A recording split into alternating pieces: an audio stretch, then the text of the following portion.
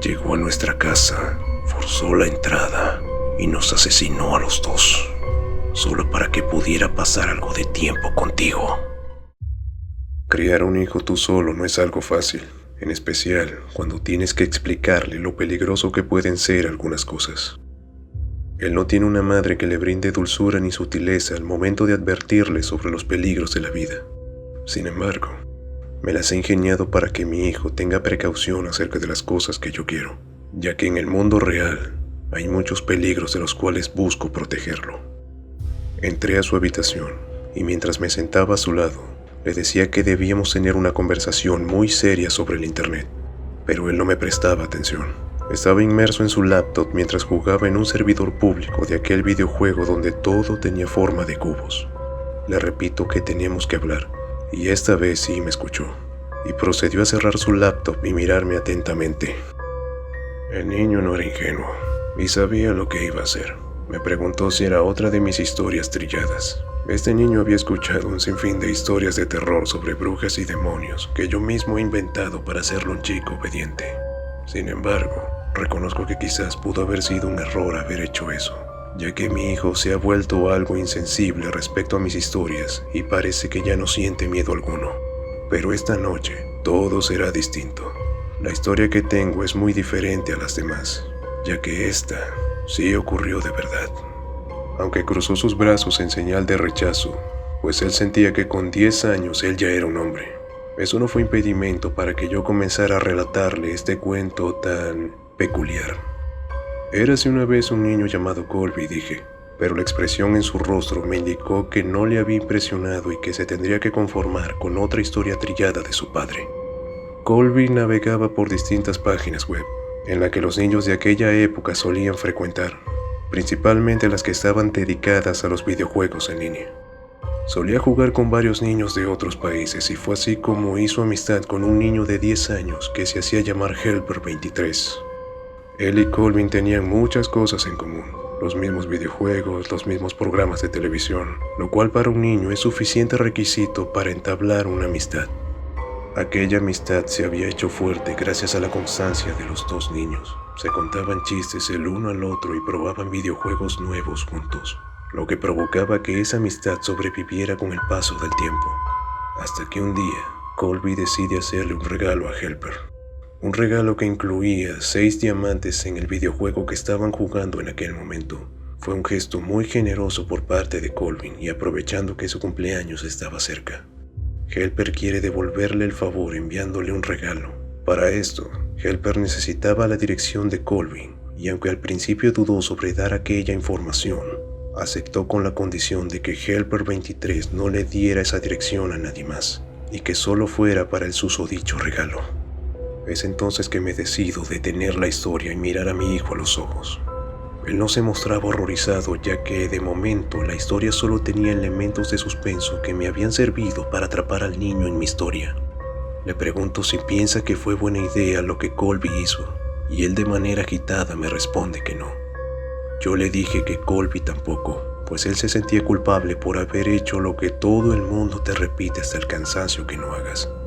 Y su culpa empezó a crecer cada vez más. Para cuando se puso la pijama la noche siguiente, su culpa y miedo eran enormes. Sabía que había hecho mal, por lo que decidió decirle la verdad a sus padres sabiendo del enorme regaño que recibiría, pero por lo menos se sentiría más seguro con sus padres cuidándolo. Colby se acostó en su cama a esperar a que sus padres entraran a arroparlo. El niño podía escuchar todos los sonidos típicos de su casa, la lavadora encendida, las ramas golpeando la ventana, y aunque se hicieron esperar, también logró escuchar las pisadas de su padre subiendo por las escaleras. El niño tomó coraje de donde no tenía y logró emitir un tembloroso llamado hacia su padre para darle la mala noticia.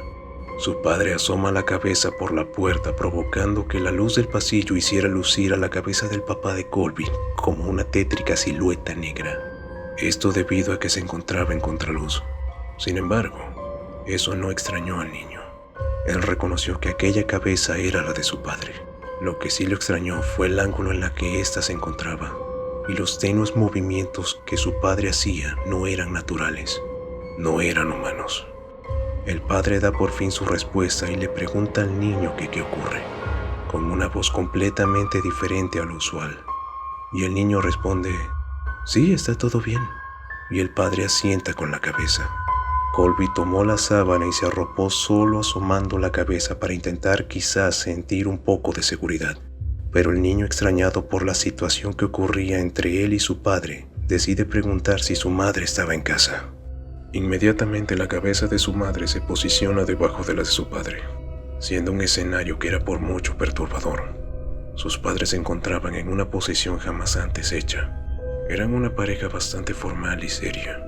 En toda la corta existencia que llevaba el niño, ellos nunca se habían presentado de tal manera en su habitación, por lo que Colby sabía que algo estaba mal. Pero por más rápido que maquinara su cerebro, nunca iba a poder adivinar qué era lo que le esperaba. La madre decide hablar, dejando salir una voz que indiscutiblemente era la verdadera, llegando a lo sobreactuado y lo antinatural. «Estoy aquí», dijo aquella cosa que fingía ser su madre. «Nos vas a decir que le diste nuestra dirección a Helper 23. No debiste hacerlo. Y te dijimos que nunca dieras información personal por internet.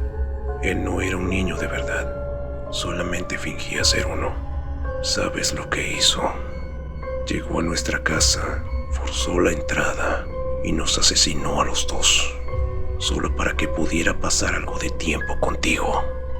Las dos cabezas se desplomaron por el suelo, rodando hacia adentro de la habitación de Colvin, quien no podía siquiera gritar por el pánico que sentía. Ambas cabezas fueron dejadas caer por un hombre gordo que comenzaba a desenfundar un cuchillo. Aquel hombre había entrado a la habitación de Colby para reclamar el premio que tanto había buscado. Pasaron las horas y aquel asesino solo se divertía torturando a Colby, usando su pequeño cuerpo como lienzo mientras cortaba, apuñalaba y paseaba aquel cuchillo por cada parte de su cuerpo. Aquel niño solo podía soltar quejidos y aceptar su destino. Sin embargo, algo interrumpió aquella escena que se desataba a horas de la noche.